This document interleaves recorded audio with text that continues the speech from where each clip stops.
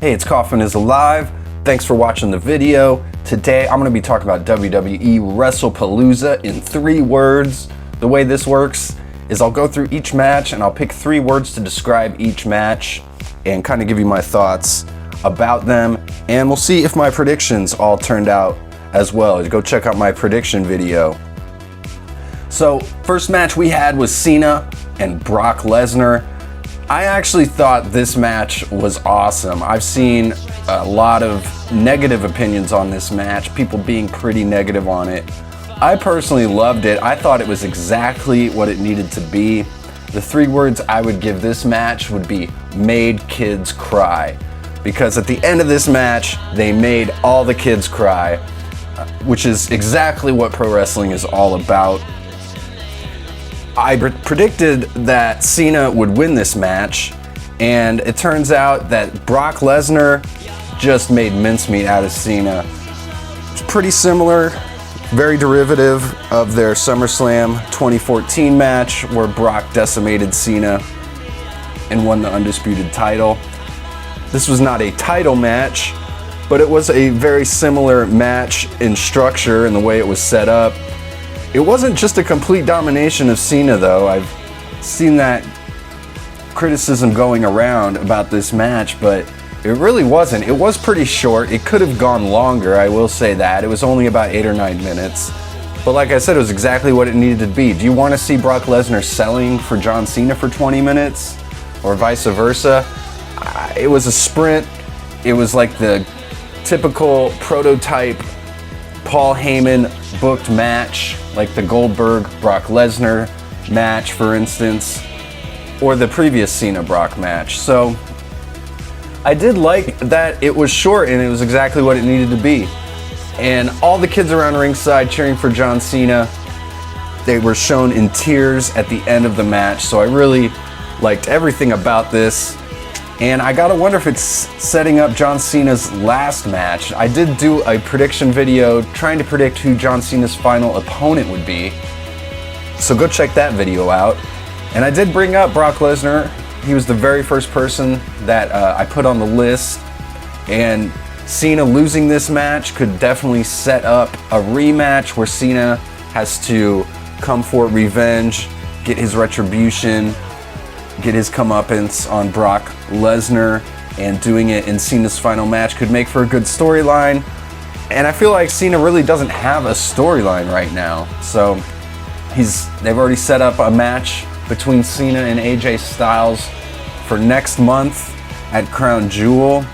If Cena loses that match, which at this point I would be a fan of, because I think that would be setting up a nice little storyline where Cena's on a bit of a losing streak here right at the end, and he'll have to defeat Brock Lesnar in his final match to try and make up for all of his losses, kind of a redemption storyline.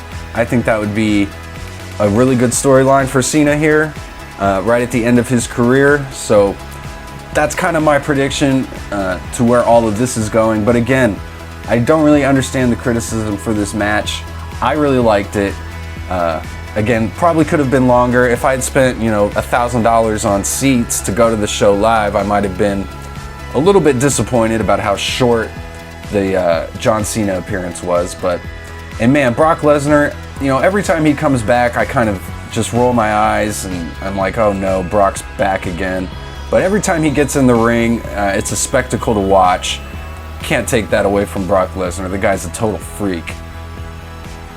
So the next match, we got the Usos versus the Braun Breaker and Bronson Reed. They had LA Knight as the referee of this match, which in my preview video I did not even mention because I don't think they had even made that announcement yet. But I thought that helped the match and it gave LA Knight something to do on this show, which is good.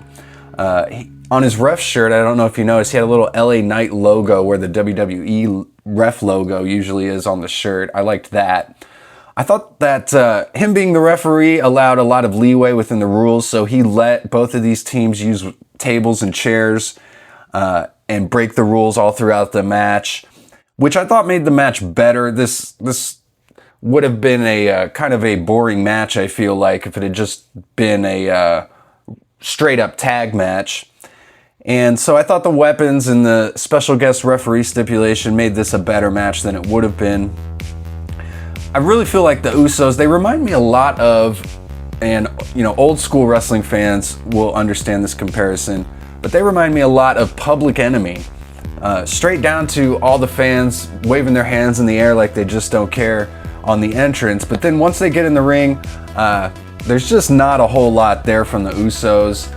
I think they need to figure out something else once they get in the ring to make people care a little bit more.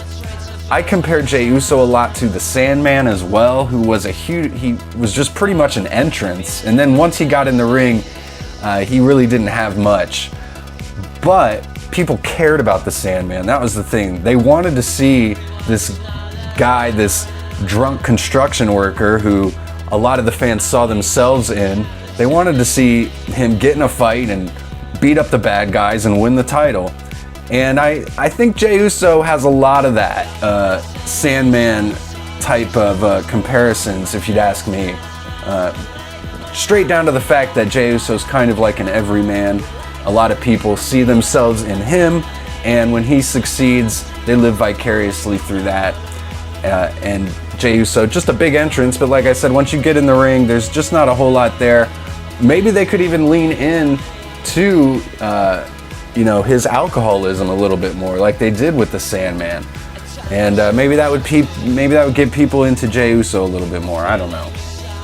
But this was an EMF-free match, whatever that means. There's some company now that creates these gold bands that if you wear them, it can keep the electromagnetic rays from entering your body or something. So they were promoting this match as an EMF-free match that did not seem to protect Jey Uso at all from the metal chair shot. And he actually busted himself open after hitting Braun Breaker with a chair. I think most people are still trying to figure out how that even happened. But yes, Jey Uso busted himself open delivering a chair shot to Braun Breaker. And so there was blood everywhere. It was a real horror scene all of a sudden. So you could see Jey yelling at the referee, LA Knight and Braun Breaker, to finish the match. He called the finish right there. Braun speared him. They set up this very contrived spot where LA Knight, Jimmy, and Jey Uso were all standing in front of a table, and then LA Knight moved and Braun Breaker speared them all through a table. This all happened in like 10 seconds, so they were clearly just trying to go home really quick after Jey got busted open. But the 3 words I would give this match after all that would be entertaining mess. Yeah. The next match was Io Sky versus Stephanie Vaquer for the vacant Women's World title. And this was a great change of pace after the mess of the previous match. This was just kind of a great technical match between 2 baby faces. I really don't have a whole lot to say about this match. The 3 words I would give this match, though, would be that ass, though. Because, man, Stephanie Vaquer, whoo!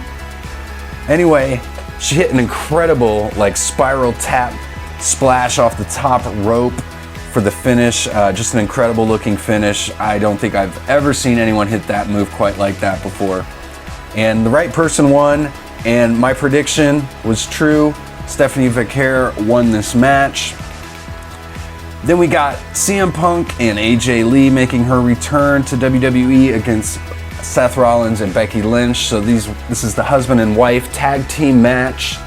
The 3 words I'd give this match would be protect your wife, because I felt like Punk and Seth were just trying to protect their wives in this match. There was really no crazy spots or bumping going on until the very end. There was one big spot at the end where AJ kind of took a big bump through the table with everybody. This felt like a house show match to me. They really weren't doing a whole lot. They were just kind of telling a story here about Becky Lynch being afraid of AJ, and eventually Punk was getting beat up and he's trying to make the tag to AJ. So they were just telling some great stories throughout this match. All 4 were very entertaining, but I felt like they were just trying not to get hurt. And Becky and Seth, their whole heel shtick right now reminds me a lot of Shawn Michaels back in '97. His obnoxious heel run, right when he was forming DX. That's what they kind of remind me of, where it's kind of campy and, like I said, over obnoxious, kind of over the top. That's what Becky and Seth remind me of. At one point here, Becky hit a manhandle slam on AJ, and AJ kicked out at like 3.1, but they called it a 2 count, but that was a really, really close botch there. AJ looked all right. Definitely when she started throwing slaps or whatever those were, that did not look good. Those little windmill slaps she was doing looked pretty bad. But there was that big spot at the end where AJ got thrown through Punk and Becky through the table. And right after that, they get back in the ring and AJ was able to tap out Becky. So a pretty good match, but like I said, just kind of a house show match, I'd say. A solid 3-star match. The one thing though with Punk, he got screwed out of the title. He's been screwed left and right by Seth. He should really want the title more, I feel like. This match had nothing to do with the World Championship, and it felt like Punk was just satisfied putting his wife front and center in this match. I really wish he'd show a little bit more urgency trying to get that title back. And unfortunately, it seems like he's just going to be gone for the next month, and they're just moving right into Cody versus Seth, and Punk's just kind of nowhere to be found anymore. So I'm sure he'll be back for the Survivor Series and War Games, but again, I'd like to see Punk be a little bit more heated going after that title. And I will say on the Punk match as well, my prediction held true. I predicted Punk and AJ would win, and they did. So here we got Cody and Drew for the WWE title. 3 words I would have for this match would be Cody wins, LOL. I think we're kind of heading into that territory where it's just de facto, you know Cody's going to win these matches. He'll probably hold the title until WrestleMania, I would imagine, unless they can come up with some big storyline to get the title off him. But he did just win it back, it feels like, from Cena. This match was a typical WWE style match, kind of slow, had some big spots. There was this one very dangerous spot, and considering what happened to Jade Cargill on SmackDown, this was kind of crazy looking back. But Cody always takes some pretty risky bumps in his matches, at least one. And in this one, Drew had Cody in the reverse Alabama slam position and executed it onto the steel steps on the outside. So that just looked brutal. I'm surprised Cody didn't get busted open hard way there. But Cody won with the Crossroads here. There really was not much else for me to add about this match. It was fine, nothing you need to go out of your way to see or anything. I was surprised that there was no, new presentation here at WWE since this was the first ESPN show.